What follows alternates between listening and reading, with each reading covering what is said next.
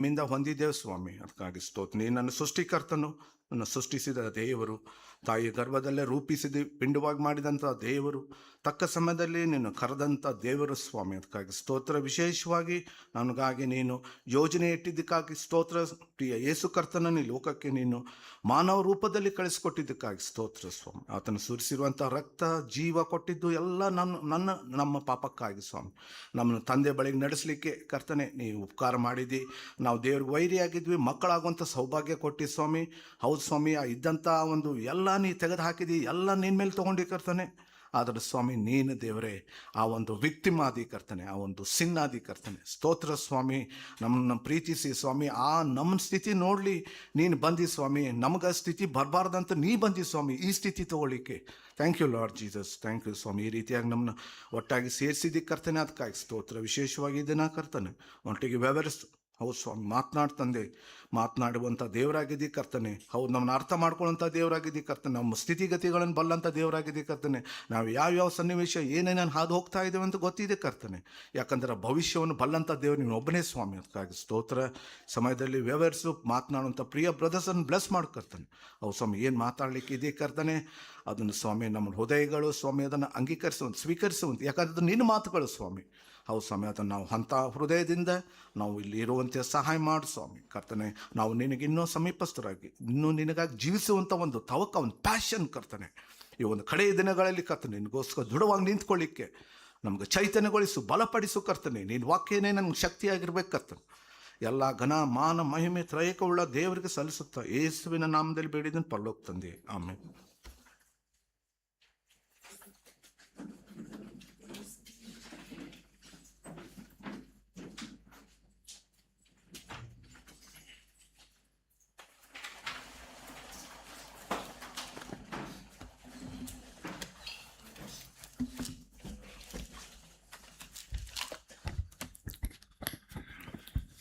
ದೇವರ ನಾಮಕ್ಕೆ ಸ್ತೋತ್ರವಾಗಲಿ. Praise God. ಕಳೆದ ವಾರಗಳಿಂದ ನಾವು ಅನೇಕ ಅದ್ಭುತವಾದಂಥ ಮತ್ತು ಭಾಳ ಪ್ರೋತ್ಸಾಹಕರವಂಥ ವಚನಗಳನ್ನು, ಎಚ್ಚರಿಕೆಗೊಳಿಸುವಂಥ ವಚನಗಳನ್ನು ನಾವು ಕೇಳಿದ್ದೀವಿ, ವಾಕ್ಯವನ್ನು ಕೇಳಿದ್ದೀವಿ. From several weeks we were listening amazing words in regards and encouragements and cautions and warnings. So ನಿಜವಾಗ್ಲೂ ದೇವರು ಇವುಗಳನ್ನೆಲ್ಲ ಕೊಡುವಾಗ ನಮ್ಮಿಂದ ದೇವರು ಅಪೇಕ್ಷಿಸ್ತಾ ಇದ್ದಾರೆ. When God gives us, God expects something from us. ಏನು ಕೇಳಿದ್ದೀವಿ ಅದರಂತೆ ನಾವು ನಡಿಬೇಕೆಂಬುದಾಗಿ. What we have heard so that we may walk accordingly. So ನಮ್ಮ ಅವಶ್ಯಕತೆಗಳನ್ನು ದೇವರು ತಿಳಿದಿದ್ದಾರೆ. God knows our need. ನಮ್ಮ ಸ್ಥಿತಿಗತಿಗಳನ್ನು ತಿಳಿದಿದ್ದಾರೆ. God knows what through situations we are going through. ಮತ್ತು ನಾವು ಎಂಥವ್ರು, ನಾವು ಎಷ್ಟು ಬೇಗ ನಾವು ದುಡ್ಕೊಂತವ್ರು, How what kind of a people we are and how quickly we do in work in hasty. ಎಡುವಂಥವ್ರಾಗಿರ್ತೀವಿ. We fall. ಅನೇಕ ವಿಷಯಗಳಲ್ಲಿ ನಾವು ಜ್ಞಾನವಿಲ್ಲದೆ ನಾವು ವರ್ತಿಸುವಂಥವ್ರಾಗಿರ್ತೇವೆ. In many things we don't use our wisdom. ಆದರೆ ದೇವರು ನಮ್ಮನ್ನು ಟ್ರೈನ್ ಅಪ್ ಮಾಡ್ತಾ ಇದ್ದಾರೆ. But God is preparing us ತನ್ನ ಮಕ್ಕಳ ಥರ. as His children. ಸೊ ನೀವು ಹಿಂಗಿರ್ಬೇಕು, ಈ ಥರ ಇರಬೇಕು. You need to be like this and live like this. ಈ ಥರ ಇದ್ರೆ ನನಗಿಷ್ಟ. If you live like this, I like that. So ನಾನು ನಿಮ್ಮ ತಂದೆ, I am your father. ನಿಮ್ಮ ಜೀವಿತದ ಮುಖಾಂತರ ನನಗೆ ಅವಮಾನ, ಅಪಕೀರ್ತಿ ಬರಬಾರ್ದು. Through your life, I should not be disgraced ನೀವು or ನನ್ನ ಸಾಕ್ಷಿಗಳಾಗಿ, dishonor. ನೀವು ನನ್ನ ಸಾಕ್ಷಿಗಳಾಗಿ ಜೀವಿಸಬೇಕು. You should live as a witness for me. So ಅದರಿಂದ ನನಗೆ ಅದು ಘನತೆ, ಮಹಿಮೆ ಬರ್ತೈತೆ. So through that, I'll receive glory and honor. ಅಷ್ಟೇ ಅಲ್ಲ, ನಮಗೂ ಸಹ ಆ ಒಂದು ಗೌರವವನ್ನು ದೇವ್ರು ಕೊಡೋಕೆ ಇಷ್ಟಪಡ್ತಾರೆ. So God likes to honor us also. So ಅದಕ್ಕೆ ನಾವು ಕಳೆದ ವಾರ ನಾವು ನೋಡ್ಕೊಂಡಾಗೆ ಆತನ ಕೃಪೆಯಿಂದ ನಾವು ರಕ್ಷಣೆ ಹೊಂದಿದ್ದೇವೆ. So last week we have heard that by His grace we have received the salvation. So ಇದನ್ನು ಅರ್ಥ ಮಾಡ್ಕೊಳ್ಳೋಕ್ಕೆ ನಮಗೆ ಭಾಳ ನಾಲೆಜ್ ಬೇಕು, ನಮಗೆ ಭಾಳ ತಲಾಂತ್ ಬೇಕಂತ ಅವಶ್ಯಕತೆ ಇಲ್ಲ. So to understand this, we don't need a lot of knowledge or a lot of talent. So ನೋಡ್ರಿ, ನಾವು ಪಾಪಿಗಳು ಅನ್ನುವಂಥದ್ದು ನಮಗೆ ಮನವರಿಕೆ ಆಗಬೇಕು first. We need to acknowledge that we are sinners.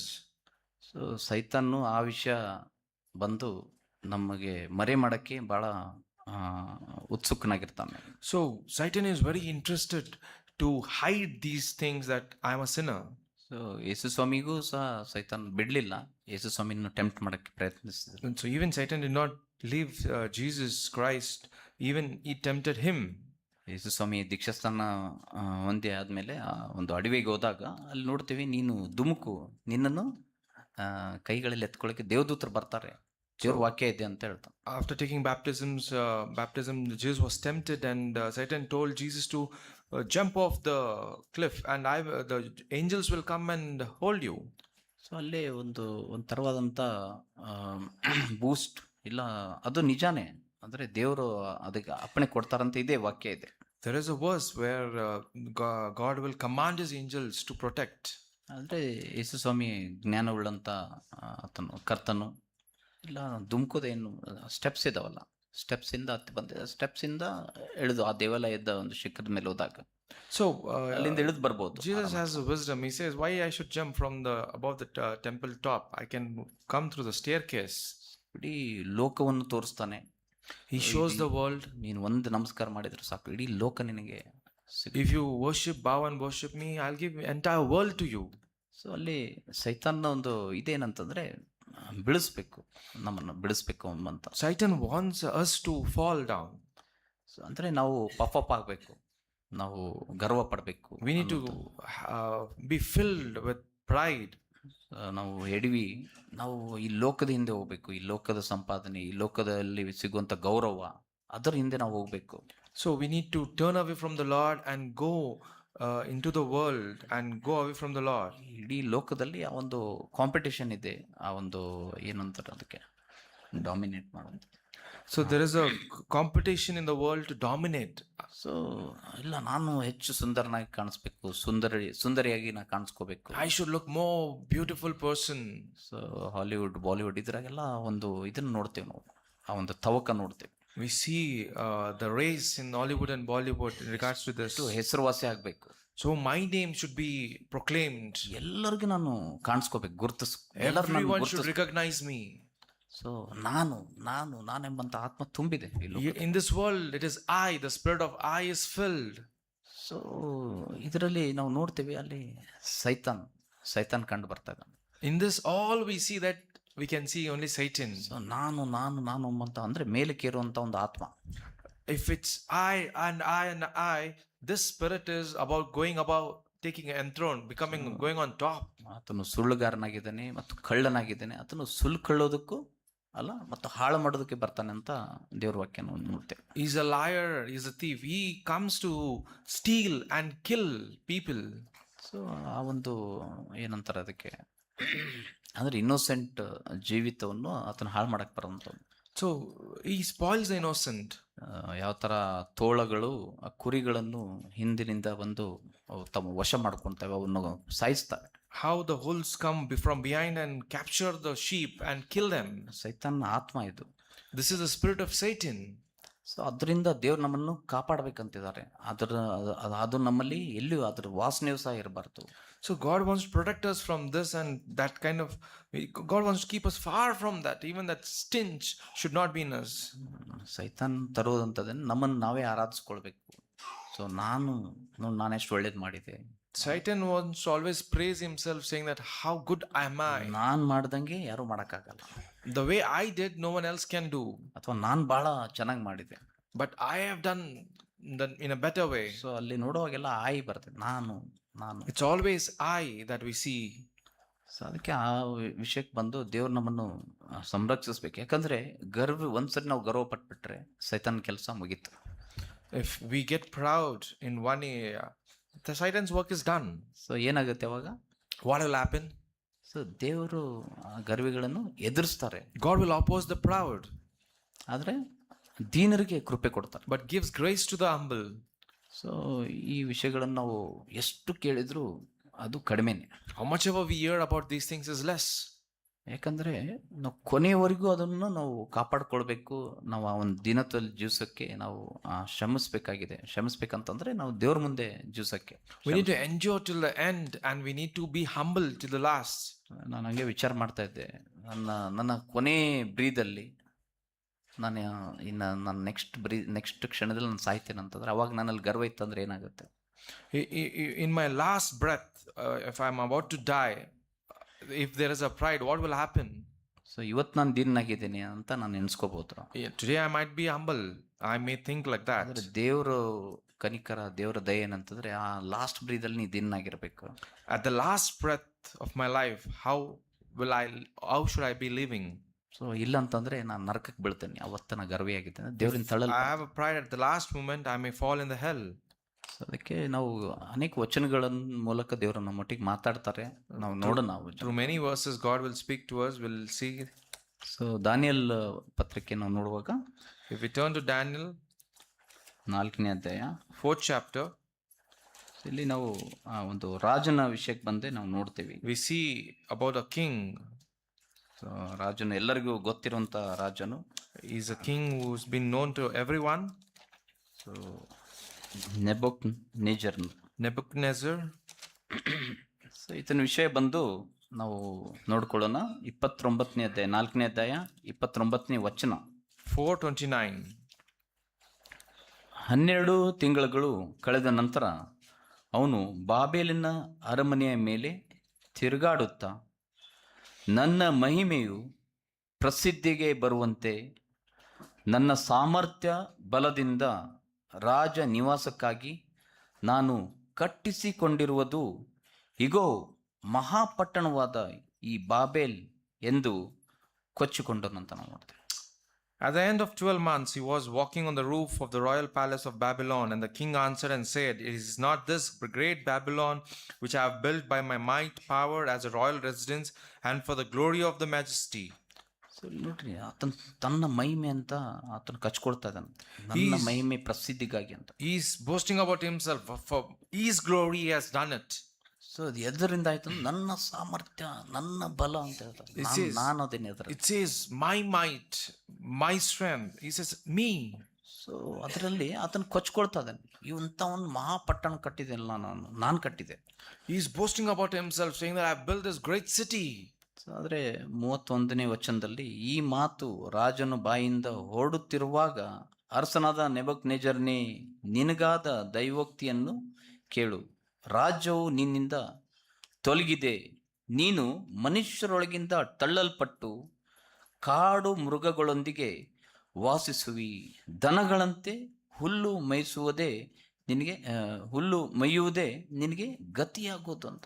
ಪರಾತ್ಪರನ್ನು ಮನುಷ್ಯರನ್ನು ರಾಜ್ಯದಲ್ಲಿ ರಾಜನಾಗಿ ಅದನ್ನು ತನಗೆ ಬೇಕಾದವರಿಗೆ ಒಪ್ಪಿಸುತ್ತಾನೆ ಎಂಬುದನ್ನು ನಿನಗೆ ತಿಳಿಯುವುದಕ್ಕೆ, ಸೊ ನಿನ್ನ ತಿಳುವಳಿಕೆಗೆ ಬರೋದ್ರೊಳಗೆ 7 ವರ್ಷ ನಿನಗೆ ಹೀಗೆ ಕಳೆಯೋದು ಎಂದು ಆಕಾಶವಾಣಿ ಆಯ್ತಂತೆ. While the words were still in the king's mouth, there fell the voice from heaven of King Nebuchadnezzar, "To you it is spoken, the kingdom has departed from you, and you shall be driven from among men, and your dwelling shall be with the beasts of the field, and you shall be made to eat grass like an ox, and 7 periods of time shall pass over you until you know that the Most High rules the kingdom of men and gives it to whom he will." So ಇಲ್ಲಿ ಅಂದರೆ ಈ ವಚನಗಳನ್ನು ಓದುವಾಗ ನಾವು ಅಲ್ಲಿ ಏನು ನೋಡ್ತಾ ಇದ್ದೇವೆ ಅಂತಂದರೆ, ಅಲ್ಲಿ ನಮಗೆ ಕಾಣಿಸ್ಕೊಳ್ಳೋದು ಆ ತಳ್ಳಲ್ಪಡುವಿಕೆ ಯಾವ ವಿಷಯಕ್ಕಾಗಿ ಅಂತ ನಾವು ನೋಡ್ಬೋದು. So here we can see, when you are reading this, for what reason he was opposed. ಅವನು ಕೊಚ್ಕೊಂಡನಂತ. Because he was boasting about himself. ಆಮೇಲೆ ತನ್ನ ಬಲ ಸಾಮರ್ಥ್ಯಗಳನ್ನು ಆತನು ತನ್ನ ದೃಷ್ಟಿಗೆ ತೆಗೆದುಕೊಂಡು ಅದನ್ನು ಹೊಗಳ್ಕೊಳ್ತಾ ಇದ್ದಾನೆ. So he is reminding himself about his might and his strength, and he was boasting it. So ಅದು ಯಾವ ಥರ ಅಂತಂದರೆ, ತಾನೇ ಬೆಣ್ಣೆ ತತ್ಕೊಂಡು ತನಗೆ ಹಾರ ಹಾಕ್ಕೊಂಡು ತಾನೇ ಕ್ಲಾಪ್ಸ್ ಹೊಡಿತಾರೆ. So by he himself putting a garland to his neck and tapping his back, and he is praising himself and clapping. So ನೋಡಿ, ನಿನ್ನ ಥರ ಯಾರೂ ಇಲ್ಲ. So no one like you. So ಹಂಗೆ ಆ ಒಂದು ಸೆಲ್ಫನ್ನು ಆತನು ಪ್ರೇಸ್ ಮಾಡುವಂಥದ್ದು. So he's praising himself.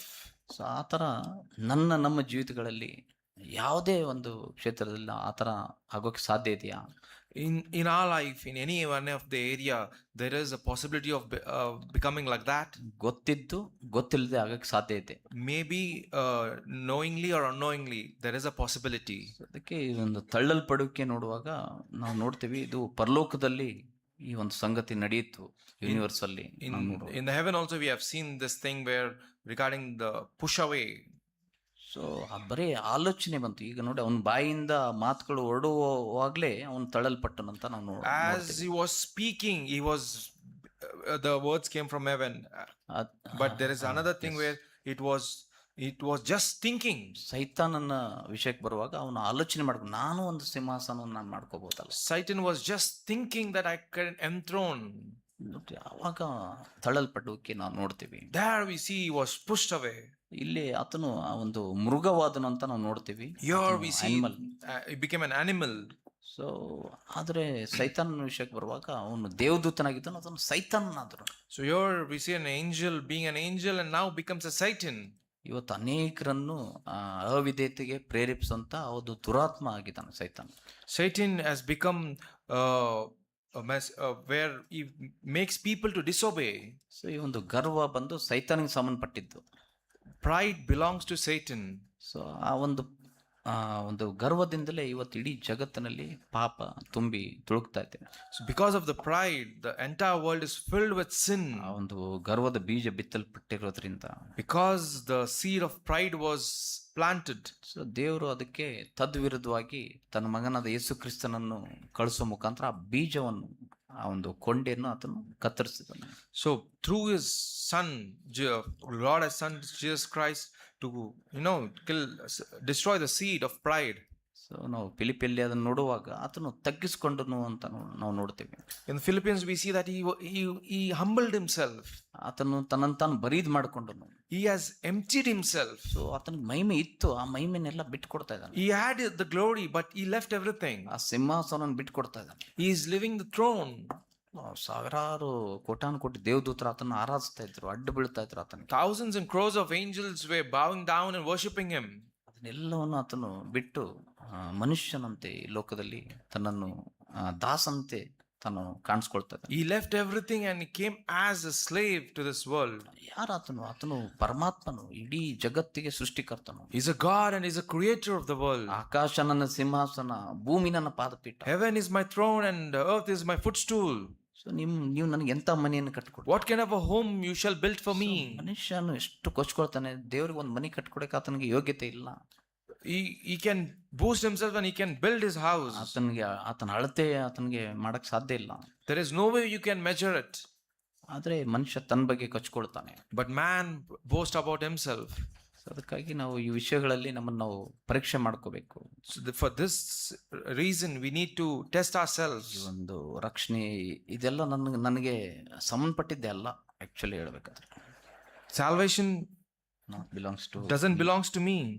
ಅದು ದೇವರಿಗೆ ಸಂಬಂಧಪಟ್ಟಿದ್ದು. It belongs to the Lord. So ನನಗೆ ಯಾಕೆ ಸಂಬಂಧಪಟ್ಟಿಲ್ಲ ಅಂದ್ರೆ ನಾನು ಪಾಪಿ.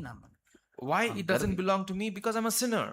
ಸೊ ನಾನು ಅಂದ್ರೆ ದೇವರಿಂದ ಅದು ಉಚಿತವಾಗಿ ನನಗೆ ಬಂತು, ನಾನೇನೋ ಕಟ್ಟಿ ನಾನು ಪಡ್ಕೊಂಡಿದ್ದಲ್ಲ. God has given me freely. I have not paid anything for it. ನಾನು ಇಷ್ಟು ಶುದ್ಧನಾಗಿ ನಾನು ಜೀವಿಸಿದ್ರೆ ನನಗೆ ಅದು ಸಿಗ್ತೈತಿ. So if I live in so much purity, then I may receive it.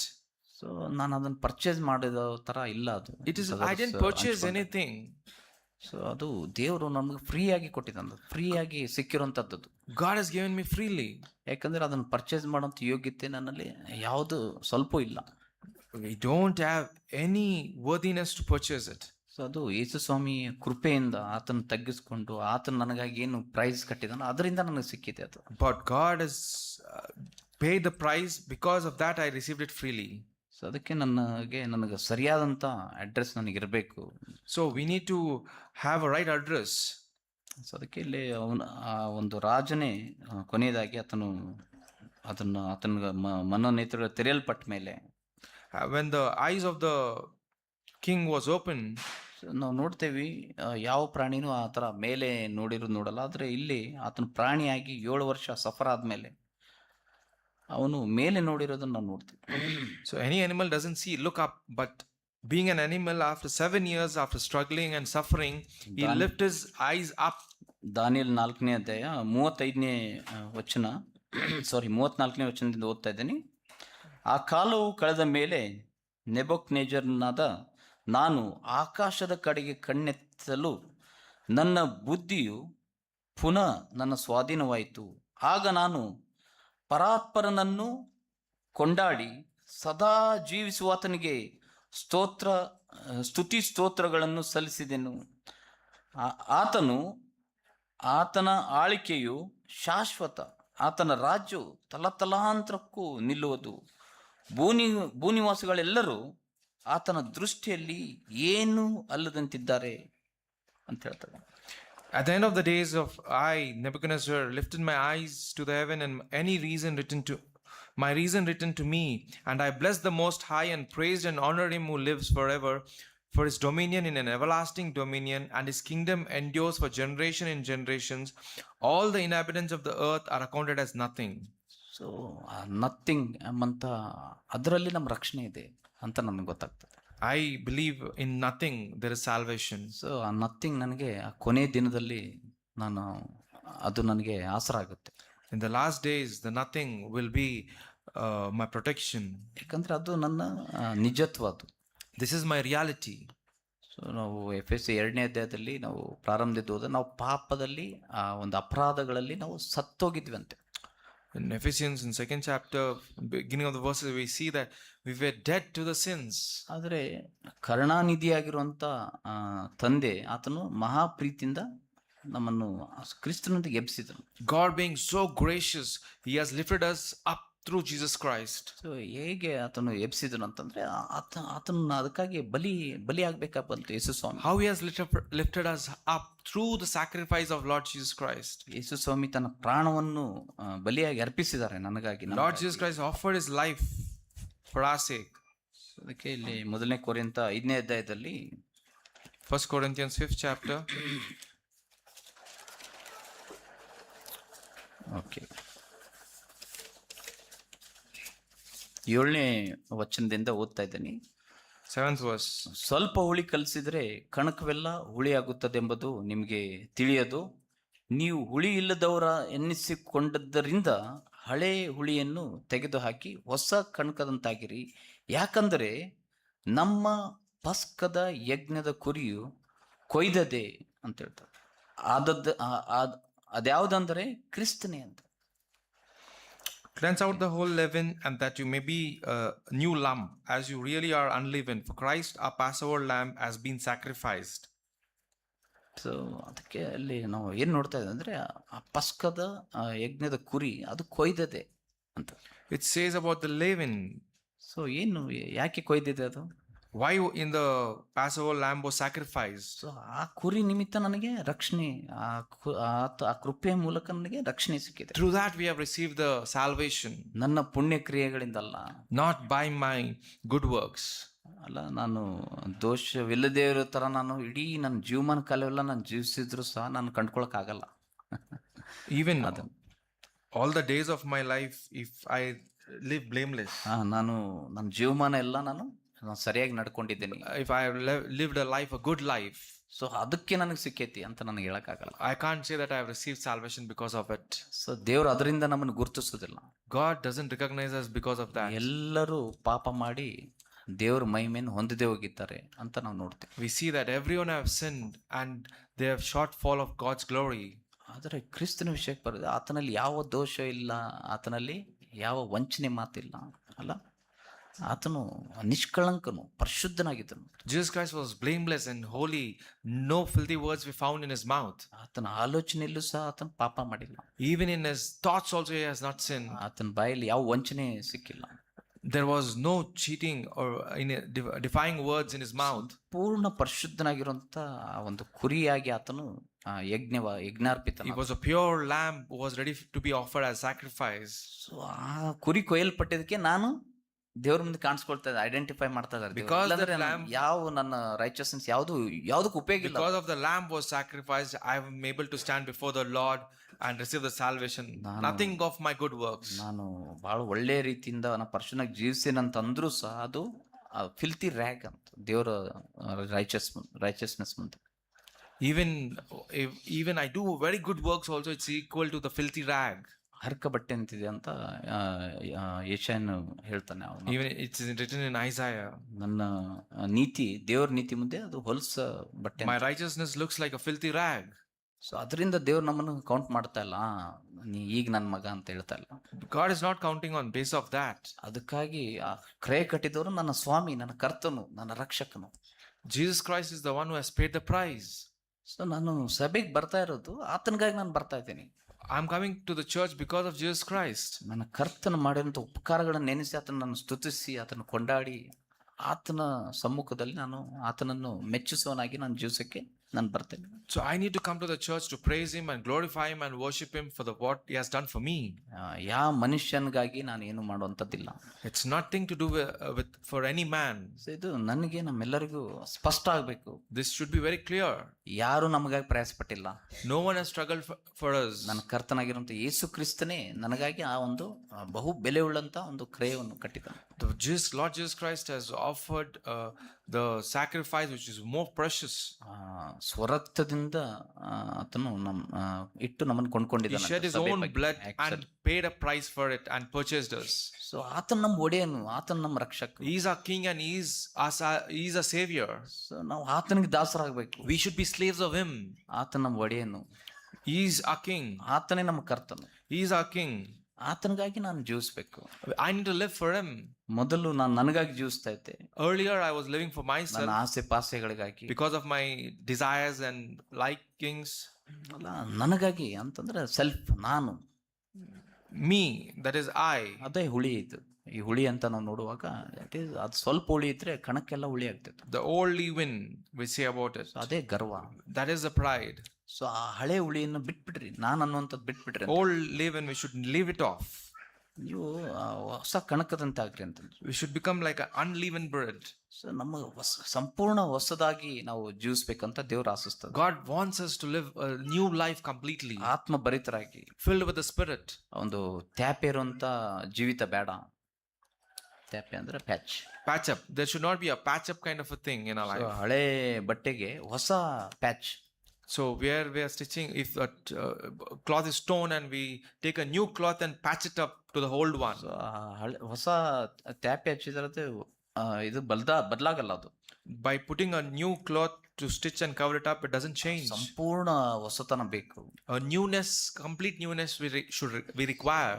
119ನೇ ಕೀರ್ತನೆಯಲ್ಲಿ ದಾವೀದ ಅಂತಾನೆ, ನಾನು ಪೂರ್ಣ ಮನಸ್ಸಿನಿಂದ ನಾನು ನಿನ್ನನ್ನು ಹುಡುಕಿದ್ದೇನೆ. ಪೂರ್ಣ ಸಂಪೂರ್ಣ ಮನಸ್ಸು. And in Psalm 119 it says, I've searched you, I'm seeking you with all my heart. ನಾನು ನಿನಗೆ ವಿರುದ್ಧವಾಗಿ ಪಾಪ ಮಾಡಿದ್ರೆ ನಿನ್ನ ನಿಬಂಧನೆಗಳನ್ನು ಹೃದಯದಲ್ಲಿ ಇಟ್ಕೊಂಡಿದ್ದೇನೆ ಅಂತ ಹೇಳ್ತಾರೆ. So I may not sin, I kept your words in my heart. ನನ್ನನ್ನು ಕಾಪಾಡು, ನನ್ನ ಕಾಯಿ ಸ್ವಾಮಿ ಅಂತ. Protect me, Lord, and take care of me. So ಪ್ರತಿದಿನ ನಾವು ಆತನಿಗೆ ನಾವು ಅಂದ್ರೆ ಆತನ ನಮ್ಗೆ ಆಶ್ರಯ ಆಗ್ಬೇಕು. He should be our refuge every day, and we should be praying. ನಮ್ಮ ಸಾಮರ್ಥ್ಯ, ನಮ್ಮ ಬಲದಿಂದ ಜೀವಿಸಕ್ಕಾಗಲ್ಲ. It's not our strength and not our might. So ಅದಕ್ಕೆ ನಾವು ದೇವ್ರ ಮುಂದೆ ಹೇಗಿದ್ದೀವಿ ಅಂತ ನಾವು ಪರೀಕ್ಷಿಸ್ಕೊಳ್ಬೇಕು. So that's the reason we need to examine ourselves how we are living before the Lord. ಜಪನಾಯಲ್ಲಿ ನಾವು ಕಳೆದ ವಾರ ನೋಡಿದ್ವಿ ವಚನಗಳನ್ನು. We saw this verse in last week in Zephaniah. So ತಿರುಗಿ ನೋಡ್ಕೊಳ್ಳೋಣ. Let's look towards it once again.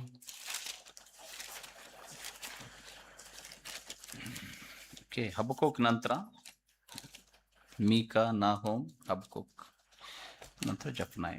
3ನೇ ಅಧ್ಯಾಯ, 3rd chapter, 11ನೇ ವಚನ, 11th 2ನೇ verse. ಭಾಗ. ಅತಿ ಗರ್ವದಿಂದ ಮೆರೆಯುವವರನ್ನು ನಿನ್ನೊಳಗಿಂದ ತೊಲಗಿಸಿ ಬಿಡುವೆನು. ಅಂದಿನಿಂದ ನನ್ನ ಪವಿತ್ರ ಪರ್ವತದಲ್ಲಿ ಗರ್ವ ಪಡದೆ ಇರುವೆ ಅಂತ. For then I'll remove from your midst your proudly exultant ones, and you shall no longer be haughty in my holy mountain. So ದೇವ್ರು ಹೇಳ್ತಾ ಇದ್ರೆ ಅತಿ ಗರ್ವದಿಂದ ಮೆರೆಯುವವರನ್ನು ಅಂತ ಹೇಳ್ತಾರೆ. ಮೆರಿತಾರಂತ People who proclaim themselves with pride. So ಅವರು ಇದೇ ಮೆರೆಯೋದಂದ್ರೆ ರೂಲ್ ಮಾಡುವಂತ ಆತ್ಮ. A person who rules others. ನಂದೇ ನಡಿಬೇಕು, My things should ನಾನು ಹೇಳಿದ ಕೇಳ್ಬೇಕೆಲ್ಲ. others should listen to me. So ಒಂದು dictatorship, A dictator kind of ship. So ಅದು ದೇವರಿಗೆ ಅಸಹ್ಯ, ಅಬೋಮಿನೇಷನ್ ಅಂತ ನಾವು ನೋಡ್ತೀವಿ. It's a abomination in the sight of the Lord. ಕ್ರಿಸ್ತನ ಆತ್ಮನೇ ಅಲ್ಲ. It's not the spirit of the Christ. ಕ್ರಿಸ್ತನ ಆತ್ಮ ಏನಂದ್ರೆ ಆತನು ದೀನನು, ಸಾತ್ವಿಕನು, ನನ್ನಿಂದ ದೀನತೆ ಕಲ್ತ್ಕೊಟ್ಟಿದ್ದ. God says, I'm humble and lowly. ಜನರಿಗೆ ಸ್ವತಂತ್ರ ಕೊಡುವಂತ ಒಂದು ಆತ್ಮ. A spirit of freedom where you give freedom to others. ಅದು ದೇವರ ಆತ್ಮದಲ್ಲಿ ಅದು ಒಂದು ದೊಡ್ಡ ಗುಣ. ಅದು This is one of the greatest spirit ಯಾರೋ ಒಂದು ಸ್ವಂತ ಚಿತ್ತವನ್ನು ಅದು ಕಸಿಯೋದಿಲ್ಲ. He'll not pull away the self will of anyone ಆಮೇಲೆ ನನಗೆ ಎಲ್ಲರೂ ಮಾನ ಕೊಡ್ಬೇಕಂತ ಬಯಸುವಂಥದ್ದಲ್ಲ, or ಅವ್ರಿಗೆ ಬಿಟ್ಟಿದ್ದು ಅದು. it's left to them. It's not ಆದ್ರೆ ದೇವ್ರಿಗೆ where ದೇವ್ರಿಗೆ ಹಕ್ಕಿದೆ, take of ಮಾನ things. ಹೊಂದುವಂತ ಹಕ್ಕಿದೆ ದೇವರಿಗೆ. I have a right, ಆದ್ರೂ ಸಹ ಆತನು ಸ್ವತಂತ್ರ ಕೊಡ್ತಾನೆ. but even God gives it freedom.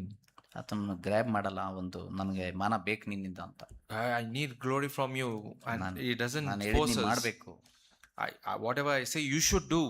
ಇಲ್ಲ, ನಮ್ಮನ್ನ ರೋಬೋಟ್ಸ್ ತರ ದೇವರು ಯೂಸ್ ಮಾಡಲ್ಲ. God doesn't use us as robots. ನಾವು ಅವಿಧೇಯತೆ ನಮ್ಮಲ್ಲಿ ಇದ್ರೂ ಸಹ ದೇವ್ರು ನಮ್ಮನ್ನು ಎಷ್ಟು ಪ್ರೀತಿಸ್ತಾ ಇದ್ದಾರೆ. Even we are so disobedient, God loves us so much. ನನಗೆ ಅವಾಗ ವಿಚಾರ ಬರ್ತದೆ, ನಾವು ಇಷ್ಟು ಅವಿಧೇಯತೆಯಲ್ಲಿ ಜೀವಿಸಿ ದೇವ್ರಿಗೆ ಎಷ್ಟು ದುಃಖ ತಂದ್ರು ದೇವ್ರು ನಮ್ಮನ್ನು ವಿಷಯದಲ್ಲಿ ಎಷ್ಟು ಸೈರಣ್ಯ ಉಳ್ಳರಾಗಿದ್ದಾರೆ. Even though we are so disobedient and live however we want, but still God is so patient towards us. ಪ್ರೀತಿಯಿಂದ ತುಂಬಿದಾರಲ್ಲ ದೇವ್ರು. God is loved with love. ಆದ್ರೆ ನಾವು ಇನ್ನೂ ಒಬೆ ಆದ್ರೆ, ನಾವು ದೇವ್ರ ಮಾತು ಕೇಳಿ ದೇವ್ರ ಮಾತಿನಂತೆ ನಾವು ನಡೆಯೋಕೆ ನಾವು ಇಷ್ಟಪಟ್ಟು ನಮ್ಮನ್ನು ಒಪ್ಪಿಸ್ಕೊಟ್ರೆ, If we obey the Lord and walk according to His ways, so ನಾವು ಎಷ್ಟು ಡಿಲೈಟ್ ತರ್ತೇವೆ ದೇವರಿಗೆ, we bring much delight to the Lord. ದೇವ್ರಿಗೆ ಬಹಳ ಸಂತೋಷ ತರ್ತೇವೆ. God will be pleased with us. ಯೇಸು ಸ್ವಾಮಿ ಅದನ್ನೇ ಮಾಡಿದ್ರು. ಅದಕ್ಕೆ ಈತನು ಪ್ರಿಯನಾಗಿರೋ ನನ್ನ ಮಗನು, ಈತನು ನಾನು ಮೆಚ್ಚಿದ್ದೇನೆ ಅಂತ. Jesus Christ did the same thing. That's the reason He was. God said that I am pleased with my son. ಇದೇನಾಗಿ ದೇವರು ಹೇಳಿದಂತೆ ನಾನು ಮಾಡಕ್ ಬಂದೇನಿ. I have come here to live a humble life and do as the Lord says. ಆತನು ನಮಗೆ ಮಾದರಿ ಆಗಿದ್ದಾನೆ. He is an example to us. So ನಾನು ಬಯಸಿದ್ದಲ್ಲ, ದೇವ್ರು ಬಯಸಿದ್ದ ಆಗ್ಬೇಕು ನನ್ನ ಜೀವಿತದಲ್ಲಿ ಅಂತ ಯೇಸು ಸ್ವಾಮಿ ಸಂಪೂರ್ಣ ಒಪ್ಪಿಸ. Not what I desire, but what the Lord desires me to do. So ಅದು ಸಾಧ್ಯ ಇದೆ ಅಂತ ತೋರಿಸ್ಕೊಟ್ಟಿದ್ದಾರೆ ಯೇಸು ಸ್ವಾಮಿ. Jesus Christ shown and proved it. It is possible. So ಅದಕ್ಕೆ ಇಲ್ಲಿ 12ನೇ ವಚನ, ಜಫನ್ಯ 3ನೇ ಅಧ್ಯಾಯ 12ನೇ ವಚನ, ದೀನ ದರಿದ್ರ ಜನವನ್ನು ನಿನ್ನಲ್ಲಿ ಉಳಿಸುವೆನು, ಅವರು ಯೆಹೋವನ ನಾಮವನ್ನು ಆಶ್ರಯಿಸಿಕೊಳ್ಳುವರಂತ. Zephaniah 3:12. But I will live in you midst a people humble and lowly. They shall seek refuge in the name of the Lord. ಇದು ಆಶ್ರಯಿಸಿಕೊಳ್ಳುವಂತ ಬರುವಾಗ ನಾವು ನಮ್ಮನ್ನು ಅದರಲ್ಲಿ ಪರೀಕ್ಷೆ ಮಾಡ್ಕೋಬೇಕು. ನಾವು ಯಾರು ಆಶ್ರಯ ಪಡಿತಾ ಇದ್ದೇವೆ. When it comes to seeking refuge, we need to check on whom we are depending on. ನನಗೆಲ್ಲ ಗೊತ್ತು, ನಾ ಕರೆಕ್ಟ್ ಇದ್ದೇನೆ. I know everything. I am correct. So ಇದು ದೀನನ ಆತ್ಮನೇ ಅಲ್ಲ. This is not the spirit of humility. ಆಶ್ರಯ ಪಡಿದೆ ಅಂದ್ರೆ ಆ ದೀನನಿಗಿರುವಂತ ನಂಬರ್ 1 ಕ್ವಾಲಿಟಿ ಏನಂತಂದ್ರೆ, ಆತನು ಯಾವಾಗ್ಲೂ ಸಹಾಯಕ, ಅಂದ್ರೆ ಭಿಕ್ಷುಕನಂತೆಲ್ಲ, ಆತನ ತನ್ನ ಓನ್ ಅಂಡರ್ಸ್ಟ್ಯಾಂಡ್ ಮೇಲೆ ಕಾನ್ಫಿಡೆನ್ಸ್ ಇರಲ್ಲ. A humble person is like a poor person who doesn't depend on him, on his mind. Check ಮಾಡ್ಕೊಳ್ತಾನೆ, ನಾನು ತಪ್ಪು ಹೋಗ್ಬೋದಂಬಂತ ಒಂದು ಭಯದಲ್ಲಿ ಜೀವಿಸ್ತಾನೆ. He lives in a fear of that, whether I'm doing right or wrong. ಗರ್ವಿ ವಿಷಯ ಬಂದು, I know everything, nobody can, ಯಾರು ನನಗೆ ಹೇಳೋದು ಅವಶ್ಯಕತೆ ಇಲ್ಲ. When it comes to the pride person, he says that I know everything, no need for anyone to tell me. ನನಗೆ ಹೆಂಗ್ ಬೇಕಂಗ ನಾನು I will do whatever I want. ಆದ್ರೆ ದೀನ ದರಿದ್ರನ್ನು ನಾನು ಉಳಿಸ್ತೇನೆ ಅಂತ ಹೇಳ್ತಾರೆ. But the humbly and lowly, I'll live you in your midst. So ಅದಕ್ಕೆ ನಾವು ಅಂತ ಆತ್ಮವುಳ್ಳರಾಗಿದ್ರೆ ತಂದೆಗೆ ಡಿಲೈಟ್ ತರ್ತೇವೆ. If I have that kind of a spirit, then I'll bring delight to the Lord. ಅದರ ಮೇಲೆ ಎಷ್ಟು ವಚನಗಳು, ಎಷ್ಟು ಪ್ರಾಮಿಸಸ್ ದೇವರು ಕೊಟ್ಟಿದ್ದಾರೆ. And based on that, we have a lot of promises that God wants to give us. Most high place ಅಲ್ಲಿ ಜೀವಿಸುವಂತ ನಾನು, ಇನ್ನೊಂದು ನನಗೆ ಥ್ರೋನ್ ಇದೆ, ಅದು ಯಾವ್ದಂತ ದೀನನ ಹೃದಯ ಅಂತ ದೇವ್ರು ತೋರಿಸ್ಕೊಡ್ತಾರೆ. A place where I dwell is on high throne on the heaven, but another place is where a person is humble and lowly in his spirit. I dwell there. ಐಸಾಯ 57:15 ಅಲ್ಲಿ ನಾವು ಅದನ್ನ ನೋಡ್ತೇವೆ. We can see in Isaiah 57:15. So ದೇವ್ರು ನನ್ನೊಂದಿಗೆ ಇರ್ಬೇಕಾ? I want God to be with me. So ನಾನು ಹೆಂಗಿರ್ಬೇಕಂತ, How should I live? ನಾನು ನಿನ್ ಜೊತೆಗೆ ಇರ್ಬೇಕಂತ ನೀನ್ ದೀನನಾಗಿರ್ಬೇಕು, ಸಾತ್ವಿಕನಾಗಿ. I want you to be with you. You need to live in humble and lowly. So ಅದಕ್ಕೆ ಇಲ್ಲಿ 14ನೇ ವಚನ, ಅದೇ ಅಧ್ಯಾಯ Zephaniah 3:16. 14, ಚಿಯೋನ್ ನಗರಿಯೇ ಹರ್ಷಧ್ವನಿ ಗೊಯ್ಯಂಥದ್ದು, ಇಸ್ರಾಯೇಲೇ ಅರ್ಭಟಿಸು, ಯೆರೂಸಲೇಮ್ ಪೂರಿಯೇ ಹೃದಯಪೂರ್ವಕವಾಗಿ ಆನಂದಿಸು, ಉಲ್ಲಾಸಿಸು, ನಿನಗೆ ವಿಧಿಸಿದ ದಂಡನೆಗಳನ್ನು ಯೆಹೋವನು ತಪ್ಪಿಸಿದ್ದಾನೆ ಅಂತ ಹೇಳ್ತಾರೆ. The Lord your God in your midst. On that day it shall be said to Jerusalem, fear not, O Zion, let not your hands grow weak. The Lord your God is in your midst, a mighty one who will save. He will rejoice over you with gladness. He will quiet you by his love, and he will exalt over you with loud singing. 16-17 continue. So ಇಲ್ಲಿ ನಾವು ನೋಡ್ತಾ ಇದ್ದೇವೆ, ಇನ್ನೊಂದು ಆತನು ನಮ್ಮ ಮಧ್ಯದಲ್ಲಿದ್ದಾನೆ ಅಂತ ಹೇಳ್ತಾರೆ, ಶೂರನಾಗಿದ್ದಾನೆ ಅಂತ ನಾವು ನೋಡ್ತೇವೆ. He's in our midst, in the mighty one. So ಮೊದಲು ನಿನ್ನ ದೋಷ ಪರಿಹಾರ ಆಗಿದೆ, ಅದರಿಂದ ನಿನ್ನ ಬಿಡಿಸಿದಾನಂತ ಹೇಳ್ತದೆ. First it says, I've saved you from your ಆ sins. ವಿಷಯದಲ್ಲಿ ನೀವು ಉಲ್ಲಾಸಗೊಳ್ಳು. Be glad in that. So ಕಂಡಮ್ಮಿಗೆ ಬರಬೇಡ ಅಂತ ಹೇಳ್ತದೆ. Don't condemn yourself. ಸೊ ಭಯಪಡಬೇಡ ಅಂತ ಹೇಳ್ತದೆ. Don't be afraid. ಸೊ ಅದಕ್ಕೆ ಇಲ್ಲಿ 15ನೇ ವಚನ ಕೊನೆಯದಾಗಿ, ಇಸ್ರಾಯೇಲಿನ ಅರಸನಾದ ಯೆಹೋವನು ನಿನ್ನ ಮಧ್ಯದಲ್ಲಿದ್ದಾನೆ, ಇನ್ನು ಕಡೆಗೆ ಅಂಜದಿರು. The king of Israel, the Lord, is in your midst. ಇನ್ನು ಕೇಡಿಗೆ ಅಂಜದಿರುವಿ ಅಂತ ಹೇಳಿದ್ರು. You shall never again fear evil. 16ನೇ ವಚನ, ಆ ದಿನದಲ್ಲಿ ಯೆರೂಸಲೇಮಿಗೆ, ಚೀಯೋನೇ ಭಯಪಡಬೇಡ, ನಿನ್ನ ಕೈಗಳು ಜೋಲು ಬೀಳದಿರ್ಲಿ ಅಂತ ಹೇಳ್ತಾರೆ. On that day it shall be said to Jerusalem, fear not, O Zion, let not your hands grow weak. ನಿನ್ನ ದೇವರಾದ ಯೆಹೋವನು ನಿನ್ನ ಮಧ್ಯದಲ್ಲಿ ಶೂರನಾಗಿದ್ದಾನೆ ಅಂತ. 17ನೇ ವಚನ, The Lord God is in your midst, a mighty one who will save you. ನಿನ್ನನ್ನು ರಕ್ಷಿಸುವನು, He will save you. ನಿನ್ನಲ್ಲಿ ಉಲ್ಲಾಸಿಸುವನು. He will rejoice over you with gladness. So ನೋಡ್ರಿ, ಇದು ಎಂತ ಎಂಕರೇಜ್ಮೆಂಟ್ ಅಂದ್ರೆ, ನಿನ್ನ ಮಧ್ಯದಲ್ಲಿ ನಾನು ಇದ್ದೇನೆ ಅಂತ ಹೇಳ್ತದಂತೆ. He says, I am in your midst. ನಾನು ದೀನನಾಗಿ ಸಾತ್ವಿಕನಾಗಿ ನಾನು ಜೀವಿಸುವಾಗ ದೇವರು If I live a humble and lowly life, ಶೂರನಾಗಿದ್ದಾನಂತೆ, ನಿನ್ನ ಮಧ್ಯದಲ್ಲಿ ಶೂರನಾಗಿದ್ದಾನೆ. He will be a mighty one in our life. ನಿನ್ನ ಕೈಗಳು ಜೋಲು ಬೀಳದೆ ಇರಲಿ ಅಂತ. Your hands will not grow weak. So ಅದಕ್ಕೆ ನನ್ನ ಜೀವಿತವನ್ನು ಪರೀಕ್ಷಿಸಿ, ನಾನು ಆ ಜೋಲು ಬಿದ್ದ ಕೈಯಾಗಿದ್ದೇನೆ, ನಾನು I need to examine myself whether my hands are weak. ನಾನು ವೀಕ್ ಆಗ್ತಾ ಇದ್ದೇನಾ, Am I becoming a weak? ದಿನದಿಂದ ದಿನಕ್ಕೆ ನಾನು ಕಳ್ಕೊಳ್ತಾ ಇದ್ದೇನಾ. Am I losing something every day? So ದೇವ್ರು ಹೇಳ್ತಾನೆ, ಹಂಬಲ್ ಯುವರ್ ಸೆಲ್ಫ್ ಅಂತ. God says, humble yourself. ನಾನು ನಿನ್ನ ಮಧ್ಯದಲ್ಲಿ ಬರ್ತೇನೆ, I'll come in your midst. ನಾನು ನಿನ್ನನ್ನು ಬಲಗೊಳಿಸ್ತೀನಿ. I will strengthen you. So ಅಂದ್ರೆ ನಾವು ಕಳೆದ ವಾರಗಳಲ್ಲಿ ನಾವು ನೋಡಿದ್ವಿ, ಜಾಕ್ ಪದರ್ ಮಾತಾಡಿದ್ರು, ಆ ಒಂದು ಇದು ಯಾವುದು ಪಾರ್ಶ್ವವಾಯ ಕೈ, ಅದು ದೇಹದಲ್ಲಿದ್ದು ಎಲ್ಲ ಒಂತ ಇದಾರೆ, ಆದ್ರೆ ಅದು ದೇಹಕ್ಕೆ ಯಾವ ಒಂದು ಸಪೋರ್ಟ್ ಇಲ್ಲ ಅದರದ್ದು. So we were listening last time, Brother Zach was saying where your hand was paralyzed and it's receiving everything but no use of it. So ಇಲ್ಲಿ ಜೋಲು ಬೀಳದಿರ್ಲಿ ಅಂತ ಹೇಳ್ತದೆ, ನಿನ್ನ ಕೈಗಳು ಜೋಲು ಬೀಳದಿರ್ಲಿ. Let not your hands grow weak. So ನಾನು ಹೆಂಗ್ ತಿಳ್ಕೊಂತೇನೆ, ದೇವ್ರು ನಮ್ನ ಖಂಡಮ್ ಮಾಡಕ್ ಹೇಳಿಲ್ಲ ಮಾತುಗಳನ್ನು, ನಮ್ಮ God has ಕೈಗಳು not ಜೋಲು said ಬೀಳದಿರ್ಲಿ.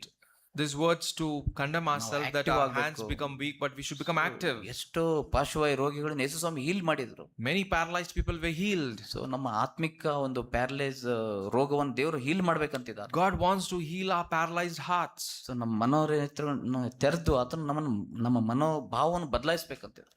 God wants to change our mindset and our heart. So ನಾವು ಶ್ರಮಿಸೋದೇನಿಲ್ಲ, ಅಲ್ಲಿ ನಮ್ಮ ನೇಚರ್ ಆಗಬೇಕು. ಯಾವ ತರ ಬೆಕ್ಕಿ ಹೆಂಗ್ ಒಂದು ಕೆಸರನ್ನು ಹಗೆ ಮಾಡ್ತೈತೆ, ಅದ್ರ ನೇಚರ್ ಅಂತ ಬೆಕ್ಕಿ ಅದು. We need to have a nature where, like a cat, where it cleanses itself every day.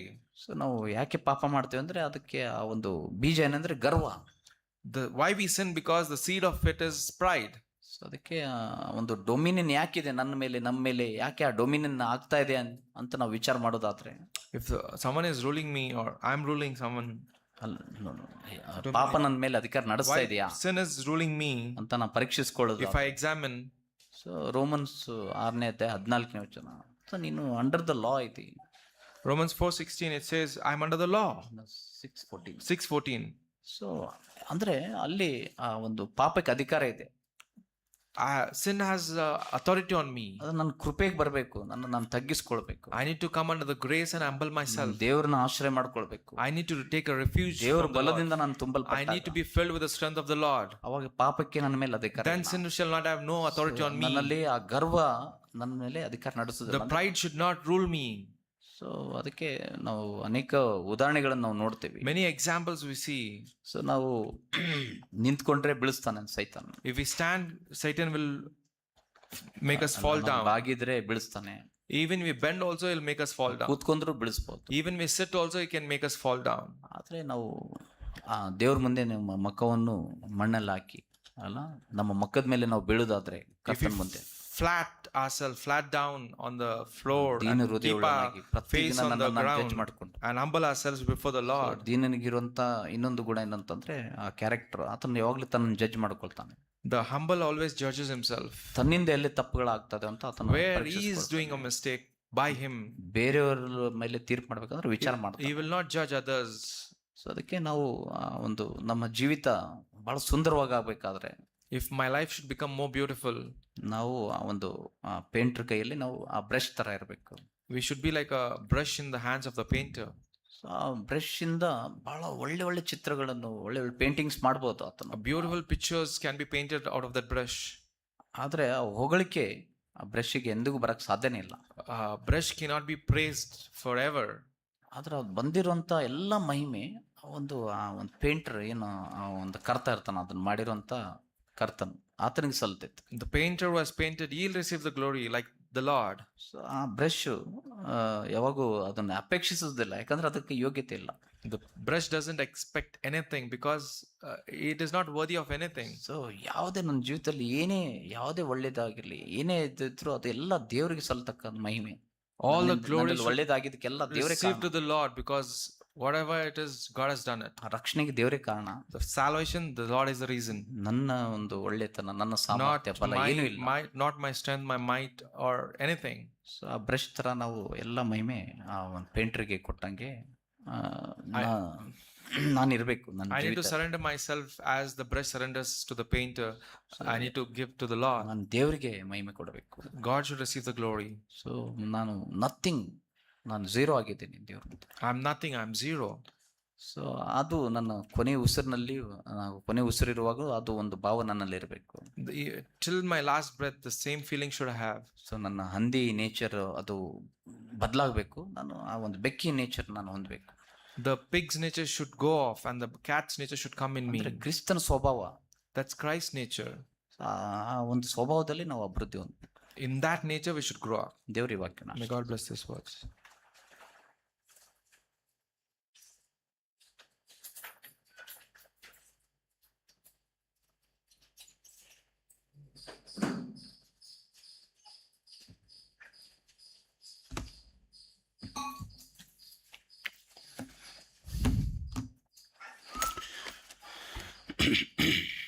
Praise God for all the words.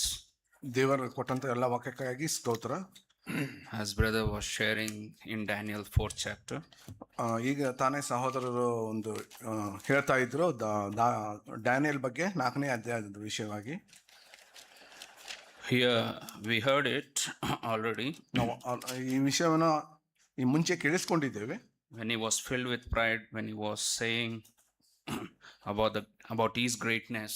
ಆತನ ಗರ್ವದಿಂದ ತುಂಬಲ್ಪಟ್ಟಿದ್ನು, ಆತನ ತನ್ನ ಯೋಗ್ಯತೆ ಬಗ್ಗೆ ಹೇಳ್ತಾ ಇದ್ನು. He became like an animal. ಆತನ ಒಂದು ಪ್ರಾಣಿ ಆದನು. And later, after 7 years, ಆ 7 ವರ್ಷದ ನಂತರ he came to a realization, ಒಂದು ಮನವರಿಕೆಗೆ ಬಂದನು. and he says in 31st verse, Daniel 4:35, 4:31 35. all the inhabitants of the earth are accounted as nothing. ಭೂನಿವಾಸಿಗಳು ಎಲ್ಲರೂ ಆತನ ದೃಷ್ಟಿಯಲ್ಲಿ ಏನೂ ಅಲ್ಲದಂತಿದ್ದಾರೆ. And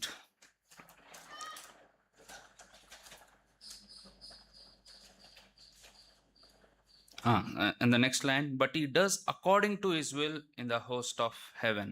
ಆತನು ತನ್ನ ಇಚ್ಛೆದ ಪ್ರಕಾರ ನಡೆಯುತ್ತಾನೆ.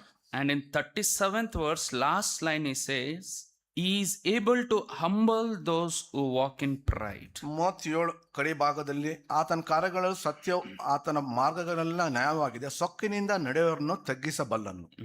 Here he is saying that everyone is nothing before God. ಇಲ್ಲಿ ದೇವರ ಮುಂದೆ, ದೇವರ ದೃಷ್ಟಿಯಲ್ಲಿ ಇಲ್ಲಿ ಯಾರು ಏನೂ ಅಲ್ಲದಂತಿದ್ದಾರೆ. He is a heathen king. ಆತನ ಒಂದು ಅನ್ಯ ಅರಸನು When he went to a process that God has given him, ಒಂದು ಪ್ರೋಸೆಸ್ ನಲ್ಲಿ ಆ ದೇವ್ರು ಕೊಟ್ಟಂತ ವಿಷಯದಲ್ಲಿ ಆತನ ಸಾಕ್ತಾ ಇದ್ನು. when God has made him humble, ಆದ್ರೆ ದೇವರು ಆತನನ್ನು ತಗ್ಗಿಸಲ್ಪಡುವಂಗೆ ಮಾಡಿದನು. he then realized that king who was a powerful king, one of the powerful king, ಈ ಅರಸನು ಒಂದು ಬಲವಾದಂತ ಅರಸನಾಗಿದ್ನು. ಈತನಿಗೆ ದೇವರು ಮನವರಿಕೆ ಮಾಡಿಕೊಟ್ನು. he realized that he is nothing, he is zero in his life. ಆತನ ತನ್ನ ದೃಷ್ಟಿಗೆ, ಒಂದು ಬುದ್ಧಿಗೆ ಬಂದು ನಾನು ಏನೂ ಅಲ್ಲ ಅಂತ ಎಂಬುದಾಗಿ what God wants to do, he will do it. ಏನ್ ದೇವ್ರು ಮಾಡ್ಬೇಕಂತ ಇದ್ದಾನೋ ಅದನ್ನೇ ಮಾಡ್ತಾನೆ. No man can stop him. ಯಾವ ಮನುಷ್ಯನೋ ಅದನ್ನ ತಡೆ ಹಿಡಿಲಿಕ್ಕೆ ಸಾಧ್ಯ. And he knows how to humble those who walk in prideness. ಆ ಗರ್ವಿಷ್ಠರನ್ನ ಯಾವ ರೀತಿ ತಲೆ ತಗ್ಗಿಸ್ಬೇಕು, ಅವ್ರನ್ನ ತಗ್ಗಿಸ್ಬೇಕು ಎಂಬುದನ್ನು ದೇವರಿಗೆ ಚೆನ್ನಾಗಿ ಗೊತ್ತು. In Old Testament, ಹಳೆ ಒಡಂಬಡಿಕೆಯಲ್ಲಿ, in New Testament, ಹೊಸ ಒಡಂಬಡಿಕೆಯಲ್ಲಿ it's so clear ಇದು ಸ್ಪಷ್ಟವಾಗಿದೆ. that God hates this prideness in our life. ದೇವರು ಗರ್ವಿಷ್ಠರನ್ನು ಎದುರಿಸ್ತಾನೆ. And he has given us so many warnings in the scriptures. ಆತನ ಸತ್ಯವಾದ ವಾಕ್ಯದಲ್ಲಿ ಬಹಳ ಎಚ್ಚರಿಕೆಯ ವಿಷಯಗಳನ್ನು ತಿಳಿಸಿದ್ದಾನೆ. And we see that in James 4:6 also. ನಾವು ಯಾಕೋಬ ಪತ್ರಿಕೆ 4ರಲ್ಲಿ ನೋಡ್ತೇವೆ ಅದನ್ನ. God opposes the proud people. ದೇವರ ಗರ್ವಿಗಳನ್ನು ಎದುರಿಸ್ತಾನೆ. It's so dangerous to be in that place ಇದು ಬಹಳ ಅಪಾಯಕರವಾದಂತ ಸನ್ನಿವೇಶ ಆ ಸ್ಥಳದಲ್ಲಿ ಇರೋ when God opposes us. ದೇವರು ಎದುರಿಸೋ ವಿಷಯವಾಗಿ. And we may think that I am not proud. ನಾ ತಿಳ್ಕೊಬಹುದು ನಾನೇನು ಗರ್ವಿಷ್ಠನಲ್ಲ. It's for other people who is sitting there who are proud, that brother, that sister. ಅಲ್ಲಿ ಇಲ್ಲಿ ಕೂತಂತವ್ರು ಇರಬಹುದು, ಆ ಸಹೋದರ ಈ ಸಹೋದರಿ. Let's judge ourselves in the sight of God. ಕರ್ತನ ದೃಷ್ಟಿಯಲ್ಲಿ ನಮ್ಮನ್ನ ಪರೀಕ್ಷಿಸಿಕೊಳ್ಳೋಣ. Then we'll come to know whether I am proud or humble. ಅವಾಗ ಗೊತ್ತಾಗ್ತದೆ ನಾನು ಗರ್ವಿನ ಅಥವಾ ನಾ ದೀನನ. At the same time, ಅದೇ ಸಮಯದಲ್ಲಿ God has chosen and God wants to be with few people.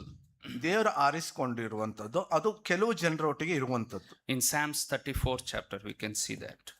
ಕೀರ್ತನೆ ನಾವು ನೋಡ್ತೇವೆ. ಕೀರ್ತನೆಯಲ್ಲಿ 34ರಲ್ಲಿ 18th verse. 18ನೇ ವಚನ. There we saw God opposes the proud people. ಅಲ್ಲಿ ನಾವು ನೋಡ್ಕೊಂಡ್ವಿ ದೇವರು ಗರ್ವಿಗಳನ್ನು ಎದುರಿಸುವಂತದ್ದು. Here we see Psalms 34:18, the Lord is near to the broken-hearted and saves those who are crushed in spirit. ಇಲ್ಲಿ ನಾವು ನೋಡ್ತೇವೆ 34:18 ದೇವರು ದೀನರೊಟ್ಟಿಗೆ ಬಳಕೆಯಾಗಿರ್ತಾನೆ, ಯಾರು ಮುರಿಯಲ್ಪಟ್ಟವರೊಟ್ಟಿಗೆ.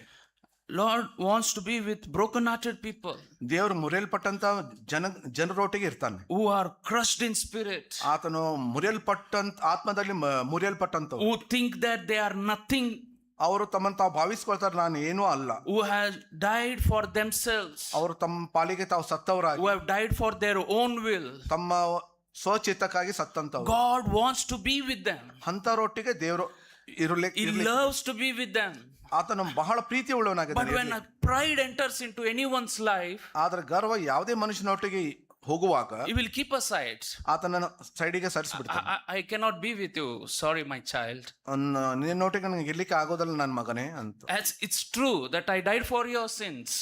ಅದು ಸತ್ಯ, ನಾನು ನಿನ್ನ ಪಾಪಕ್ಕಾಗಿ ಸತ್ತಿದ್ದು. But this prideness has become a dividing wall between you and me. ಆದ್ರೆ ಈ ಗರ್ವ ನಿನ್ನ ಮಧ್ಯದಲ್ಲಿ ಒಂದು ಗೋಡೆ ತರ ಇದೆ. But here is one of my child who is broken-hearted, who is crushed in spirit, who humbles always. ಆದ್ರೆ ಇಲ್ಲಿ ಒಬ್ಬ ಮಗ ಆತನ ಆತ್ಮದಲ್ಲಿ ಮುರಿಯಲ್ಪಟ್ಟದನ್ನ ಯಾವಾಗ್ಲೂ ತಗ್ಗಿಸ್ಕೊಳ್ತಾನೆ. Who is ready to forgive.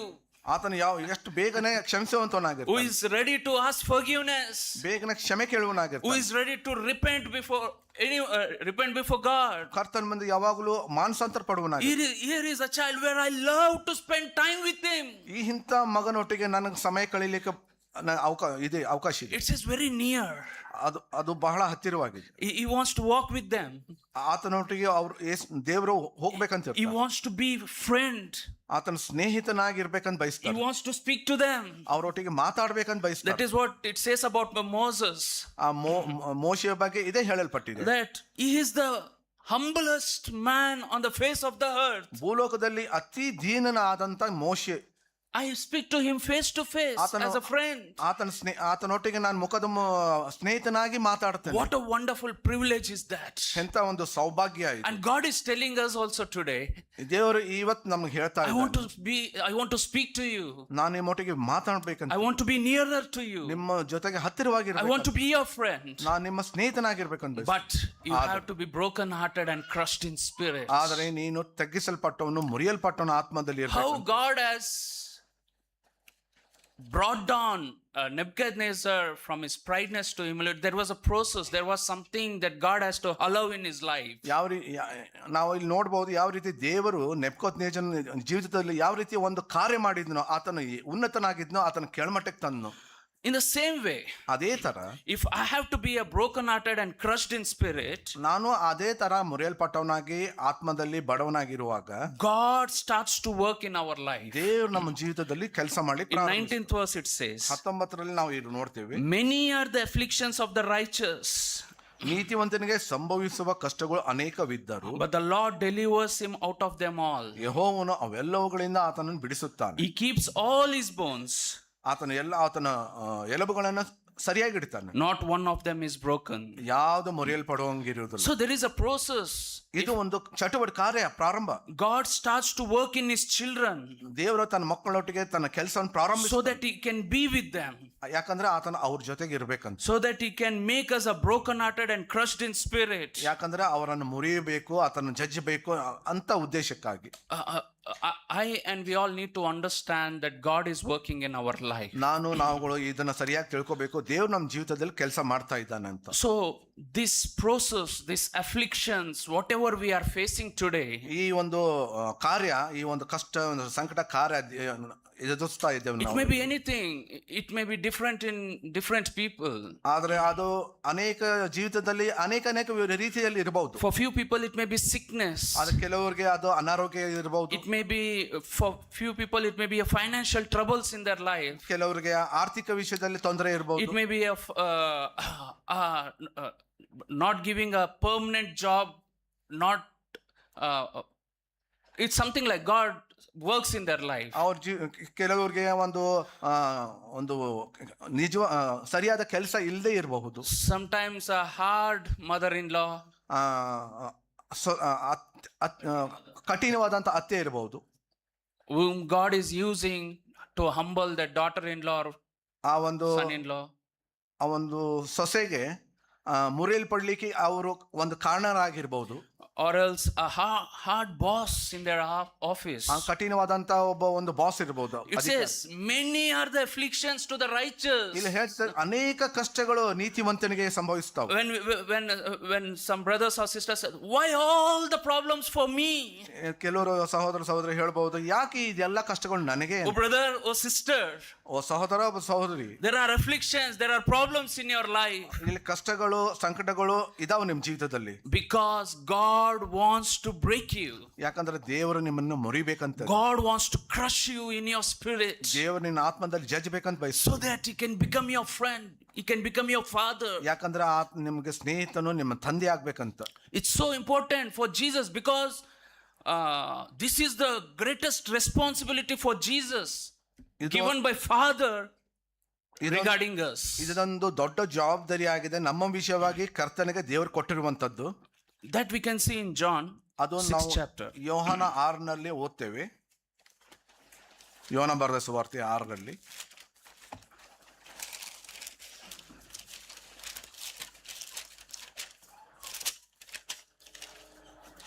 John 6:37.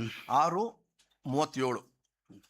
ತಂದೆಯು ನನಗೆ ಕೊಡುವಂತವರೆಲ್ಲರೂ ನನ್ನ ಬಳಿಗೆ ಬರುವವರು ಮತ್ತು ನನ್ನ ಬಳಿಗೆ ಬರುವವನನ್ನು ನಾನು ತಳ್ಳಿಬಿಡುವುದೇ ಇಲ್ಲ.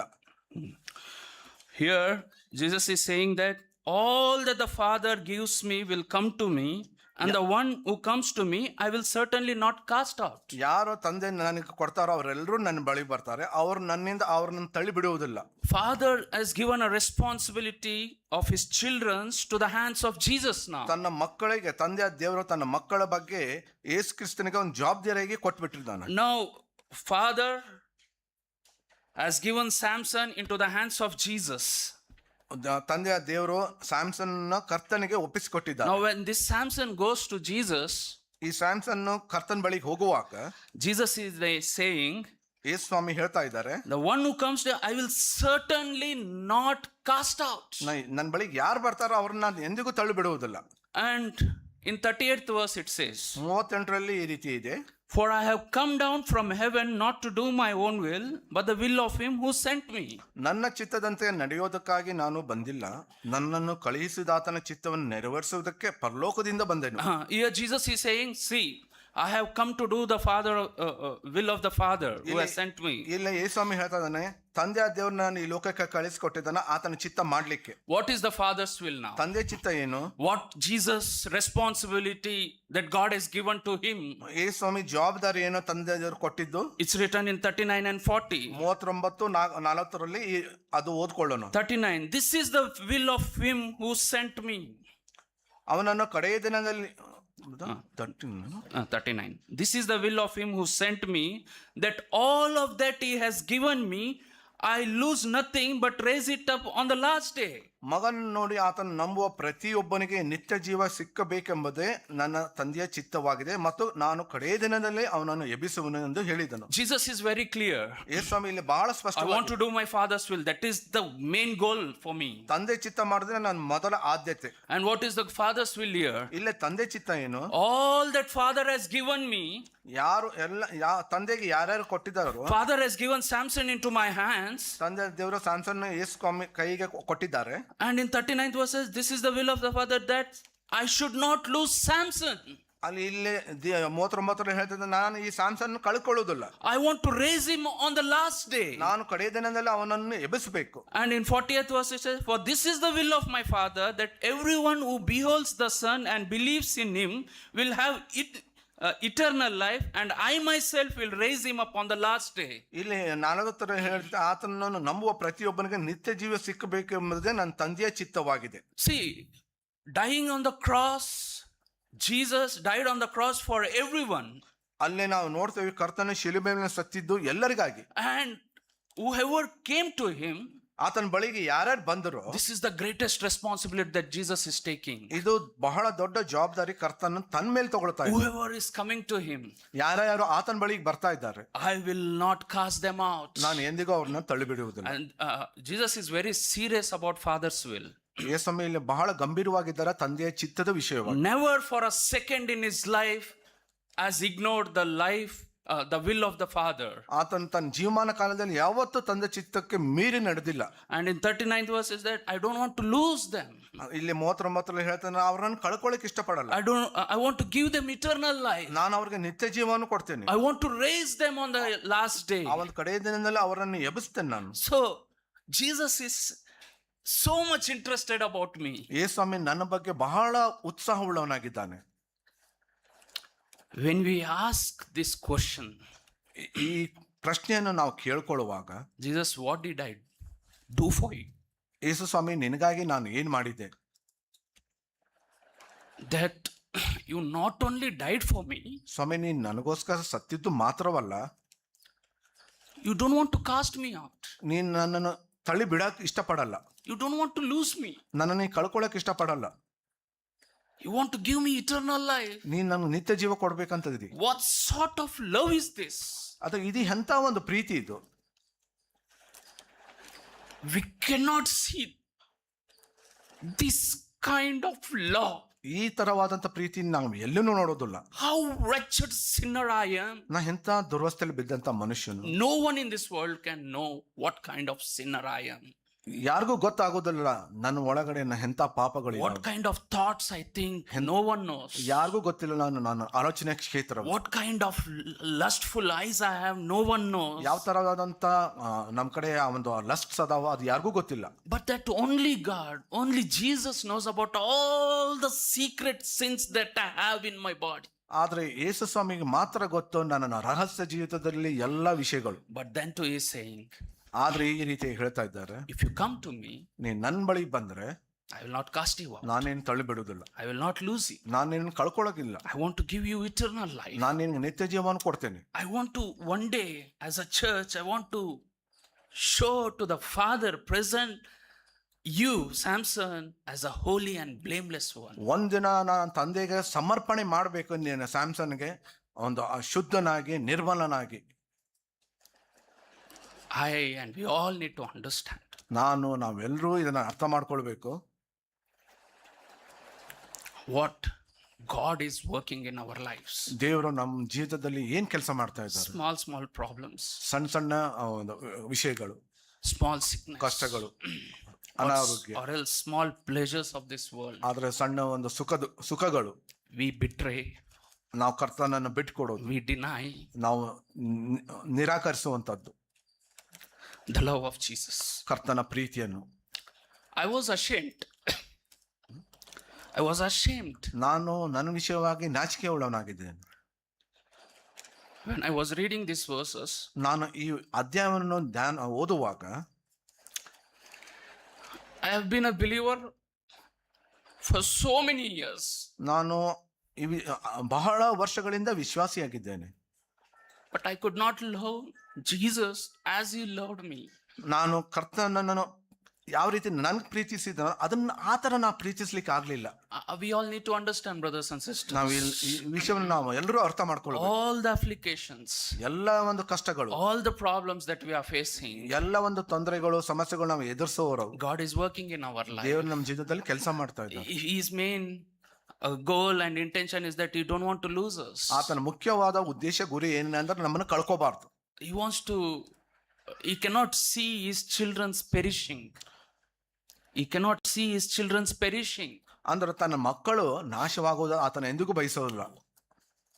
As a parents, ನಾವು ತಂದೆ ತಾಯಿಯಾಗಿ when our children are sick, ನನ್ನ ಮಕ್ಕಳು ಅನಾರೋಗ್ಯದಲ್ಲಿ ಇರುವಾಗ there will be a lot of grief in our heart. ನಮ್ಮ ಹೃದಯದಲ್ಲಿ ಬಹಳ ದುಃಖ ಇರ್ತದೆ. But our Father who has loved us so much, ಆದರೆ ಪರಲೋಕದ ತಂದೆ ನಮ್ಮನ್ನು ಇಷ್ಟಾಗಿ ಪ್ರೀತಿ ಮಾಡಿದ್ದಂತ ತಂದೆ, when we are suffering, ನಾವು ಕಷ್ಟ ಬಾಧೆ ಪಡುವಾಗ He will also have that grief. ಅದೇ ತರ ಈ ತಂದೆಗೆ ಒಂದು ನಮ್ಮ ಬಗ್ಗೆ ದುಃಖ ಆಗುತ್ತೆ. But one day, this my child, this my son, when God sees the end result, ಆದರೆ ಈ ನನ್ನ ಮಗ, ಈ ನನ್ನ ಮಗಳು ಆ ಒಂದು ಫಲಿತಾಂಶ ನೋಡುವಾಗ, by this sickness, ಈ ಒಂದು ಸಮಸ್ಯೆ, ಈ ಒಂದು ಅನಾರೋಗ್ಯದಿಂದ I can save his soul. ಆತನ ಪ್ರಾಣವನ್ನು ನಾನು ಕಾಪಾಡ್ತೇನೆ, ಆತ್ಮವನ್ನು ಕಾಪಾಡ್ತೇನೆ. We are so much interested about the body and the materialist things of this world. ನಾವು ಭೌತಿಕ ವಿಷಯದಲ್ಲಿ ನಮ್ಮ ಪ್ರಾಣದ ಬಗ್ಗೆ ನಾವು ಬಹಳ ಅಭಿರುಚಿ But ಉಳ್ಳವರಾಗಿರ್ತೇವೆ. God is interested in our soul. ಆದರೆ ದೇವರು ನಮ್ಮ ಆತ್ಮದ ಕುರಿತಾಗಿ He ಬಹಳ wants to protect my soul. ನನ್ನ ಆತ್ಮವನ್ನು ಕಾಪಾಡ್ಬೇಕಂತ One day when I die, ನಾನು ಸತ್ತ ನಂತರ, or else when Jesus comes, ಆದರೆ ಕರ್ತನ ಅಷ್ಟರೊಳಗೆ ಕರ್ತನ ಬರುವ He wants every one of us. ಆತನ ಬಯಸ್ತಾ ನಾವೆಲ್ಲರೂ We have to be with Him forever and ever. ಆತನೊಟ್ಟಿಗೆ ನಿತ್ಯಕ್ಕೂ ಇರ್ಬೇಕು. That is why He is working in our lives. ಅದೇ ಕಾರಣಕ್ಕಾಗಿ ದೇವರು ನಮ್ಮ ಜೀವಿತದಲ್ಲಿ But ಕಾರ್ಯ in ಮಾಡ್ತಾರೆ. Psalms 34 it says, ಕೀರ್ತನೆಯಲ್ಲಿ 34ರಲ್ಲಿ ನಾವು ನೋಡ್ತೇವೆ, that you already read in 19, many are the afflictions of the righteous, but the Lord delivers him out of them all. ನಾವು ಈಗ ತಾನೇ ನೋಡ್ಕೊಂಡ್ವಿ, ಯೆಹೋವನ ನೀತಿಮಂತನಿಗೆ ಸಂಭವಿಸುವ ಕಷ್ಟಗಳು ಅನೇಕ, ಯೆಹೋವನ ಅವೆಲ್ಲವುಗಳಿಂದ ಅವನನ್ನು ಬಿಡಿಸ್ತಾನೆ. The same word was said by Timothy in by Paul in 2 Timothy. ಇದೇ ಮಾತನ್ನು ಅಪೊಸ್ತಲನ ಪೌಲನು ತಿಮೋಥಿ ಪತ್ರಿಕೆಯಲ್ಲಿ ಬರೆದಿದ್ದಾನೆ. We'll read that 2 Timothy 3:11. ನಾವು ಓದ್ಕೊಳ್ಳೋಣ. 2 Timothy 3:11.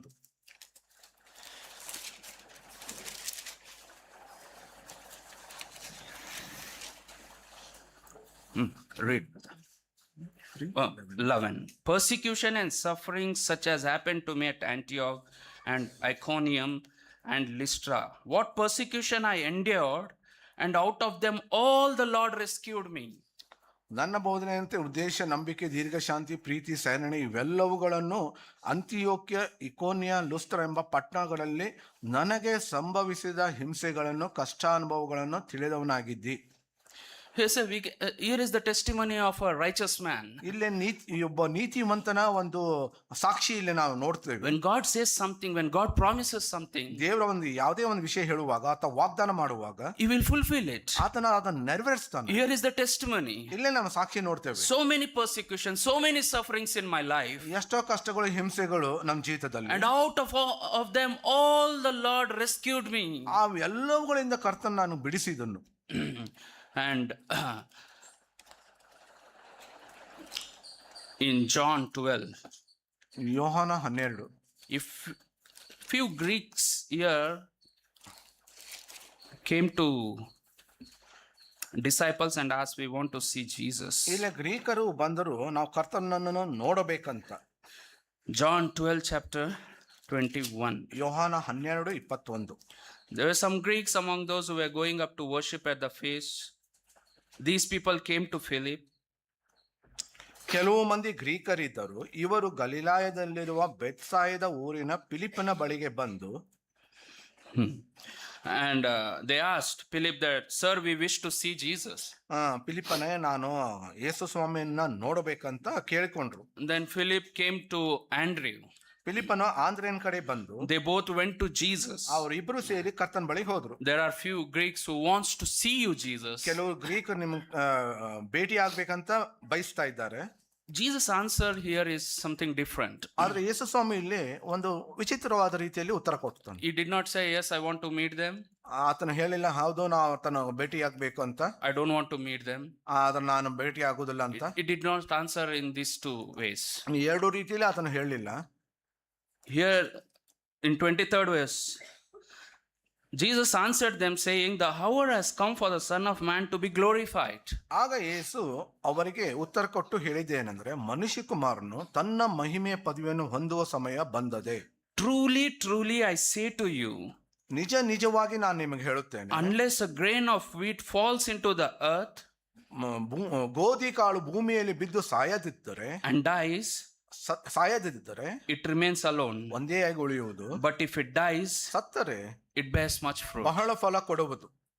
He says, somebody came to meet you, Jesus.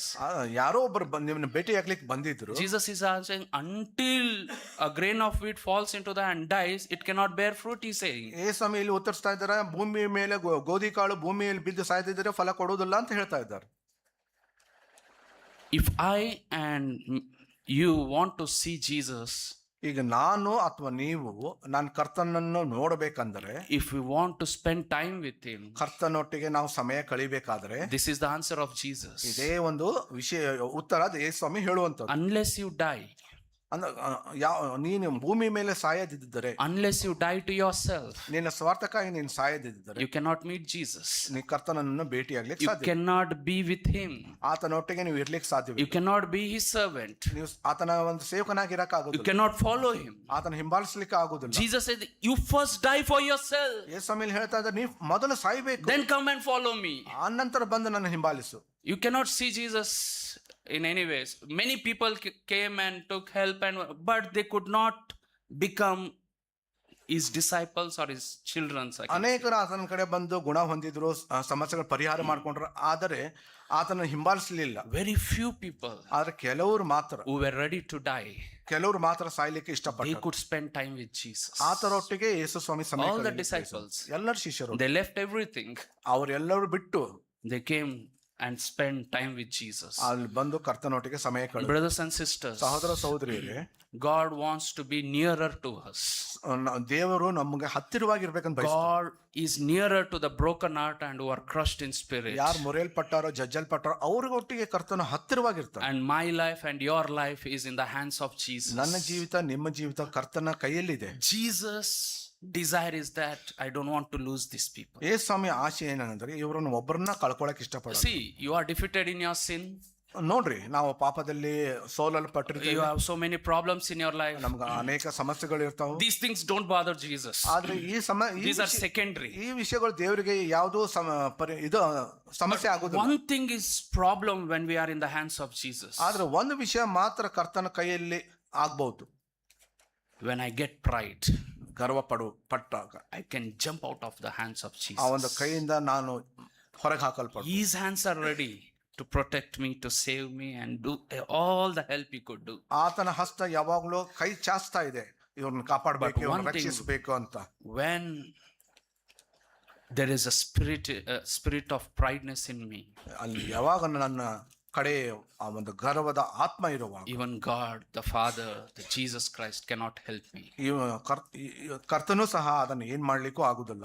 We don't know when we came out of the hands of Jesus, ನಮ್ಗೆ ಗೊತ್ತಿಲ್ಲ ಯಾವಾಗ ನಾವು ಕರ್ತನ ಕೈಯಿಂದ ಬಂದೇವೆ, because that prideness will blind our eyes. ಯಾಕಂದ್ರೆ ಗರ್ವ ಅನ್ನೋದು ನಮ್ಮನ್ನ ಕಣ್ಣುಗಳ ಮುಚ್ಚುತ್ತಾವೆ. We can say, oh, I am connected to Jesus, I am doing that thing, you are doing, brother.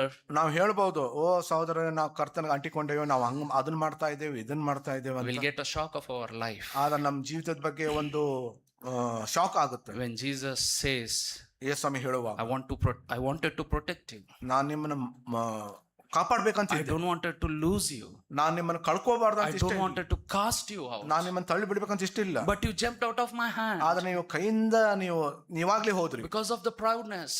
ಆ ಗರ್ವದ ಸಮಸ್ಯೆದಿಂದ. And the most regrettable thing is that he did not know when he jumped out of the hands of Jesus. ಆ ಮನುಷ್ಯನಿಗೆ ಗೊತ್ತಿಲ್ಲ ತನ್ನ ಯಾವಾಗ ನಾನು ಕರ್ತನೆ ಆ ಕೈಯಿಂದ ನಾನು ಹೋಗಲ್ಪಟ್ಟೆ ಅಂತ. Satan has blinded his eyes. ಯಾಕಂದ್ರೆ ಕರ್ತನ ಆತನ ಕಣ್ಣನ್ನು ಮುಚ್ಚಿದ್ದಾನೆ. Grace was removed from his life. ಕೃಪೆ ಆತನಿಂದ ತೆಗೆಯಲ್ಪಟ್ಟಿದೆ. Anointing was removed from his life. ಅಭಿಷೇಕವೂ ಸಹ ತೆಗೆಯಲ್ಪಟ್ಟಿದೆ. He is doing everything, ಆತನು ಎಲ್ಲ ಕಾರ್ಯ ಮಾಡ್ತಾನೆ. all the religious things. ಆ ಧಾರ್ಮಿಕ ಕಾರ್ಯಗಳು He ಎಲ್ಲ is attending meetings. ಆತನ ಕೂಟಗಳನ್ನು He is preaching. ಆತನ ಪ್ರೀಚ್ ಮಾಡ್ತಾ ಇದ್ದಾನೆ. He is advising other people. ಆತನ ಅನೇಕರಿಗೆ ಉಪದೇಶ ಮಾಡ್ತಾ ಇದ್ದಾನೆ, ಹೇಳ್ತಾ ಇದ್ದಾನೆ. Brothers and sisters, let's humble ourselves. ಸಹೋದರ ಸಹೋದರಿ, ನಮ್ಮನ್ನು ನಾವು ತಗ್ಗಿಸ್ಕೊಳ್ಳೋಣ. Let's go to the feet of Jesus. ಕರ್ತನ ಪಾದದ ಕಡೆ ಹೋಗೋಣ. He will not cast us out. ಆತ ನಮ್ಮನ್ನು ತಳ್ಳಿ He ಬಿಡುವುದಿಲ್ಲ. will not lose us. ಆತ ನಮ್ಮನ್ನು ಕಳ್ಕೊಳ್ಳೋದಿಲ್ಲ. He will give us eternal life. ನಮ್ಮ ನಿತ್ಯ ಜೀವ ಕೊಡ್ತಾನೆ. And this is the responsibility taken by the Jesus for our sake. ಈ ಜವಾಬ್ದಾರಿಯು ಕರ್ತನ ತನ್ನ ಮೇಲೆ ನಮ್ಮ ಬಗ್ಗೆ ತೆಗೆದುಕೊಂಡಿದ್ದಾನೆ. He will do it faithfully. ಆತ ನಂಬಿಗಸ್ತನು ಮಾಡ್ತಾನೆ. If I am faithful and humble. ನಾನು ಫೇತ್ಫುಲ್ ಆಗಿದ್ರೆ, ನಾನು ದೀನನಾಗಿದ್ದರೆ. May God bless this one. ದೇವರ ವಾಕ್ಯವನ್ನು ಆಶೀರ್ವದಿಸಲಿ.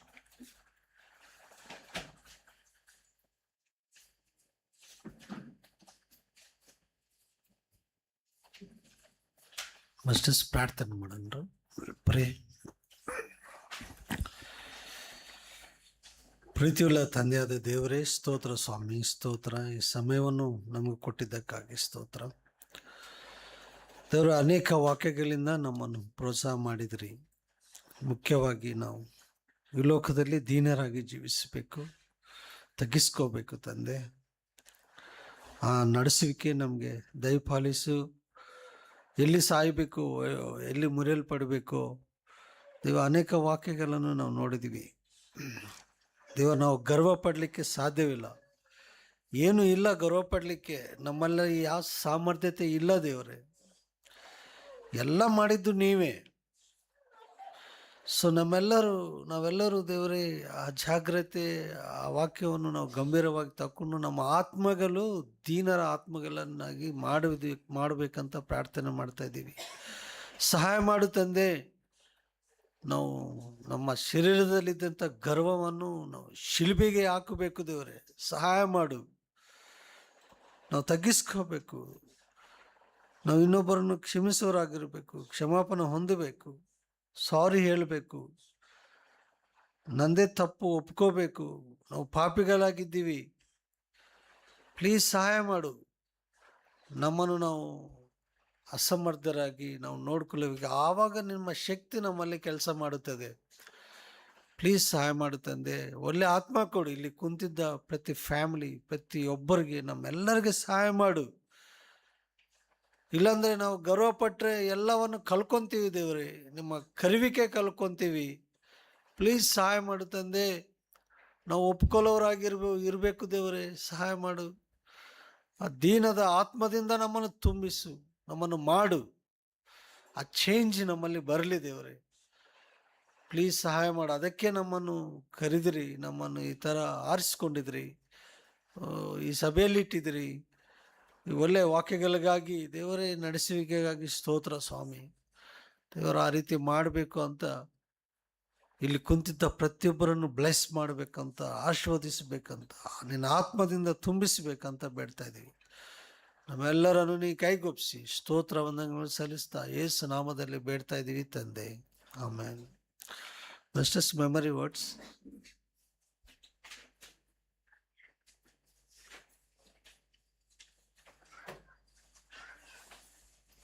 ಈ ವಾರದ ಮೆಮರಿ ವರ್ಸನ್ನು ಓದ್ಕೊಳ್ಳೋಣ.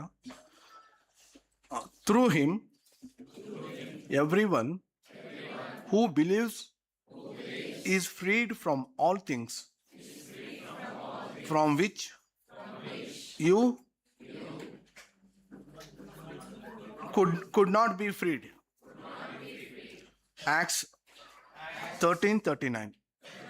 ಇನ್ನೊಂದ್ಸರಿ ಓದ್ಕೊಳ್ಳೋಣ. Through him every one who believes is freed from all things from which you could not be freed. Acts 13:39. ಕನ್ನಡದಲ್ಲಿ ಓದ್ಕೊಳ್ಳೋಣ.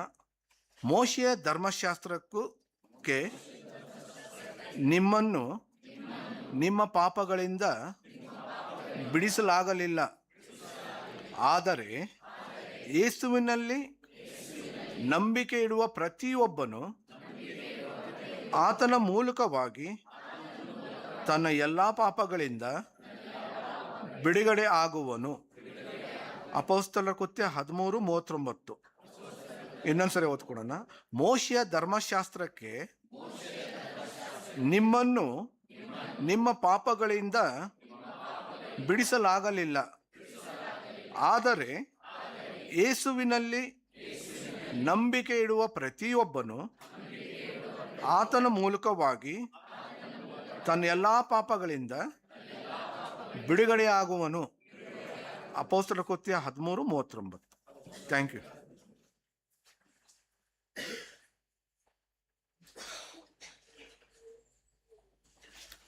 Okay, announcements. This Thursday we have a weekly meeting at 7:45. Meeting starts at 8 online. Okay. ಈ ಗುರುವಾರ ನಮಗೆ 7:45ಗೆ weekly meeting ಇರುತ್ತದೆ. 8 ಗಂಟೆಗೆ meeting start ಆಗುತ್ತದೆ. Next Sunday meeting ಚರ್ಚ್ನಲ್ಲಿ 10 o'clock start ಆಗುತ್ತದೆ. Please do come prayerfully. And please pray for the church in your personal prayers. And also pray for Belgaum, Ranibennur, Koppal, Hulgi Church. Also request, pray for Brother Zach and Sister Annie.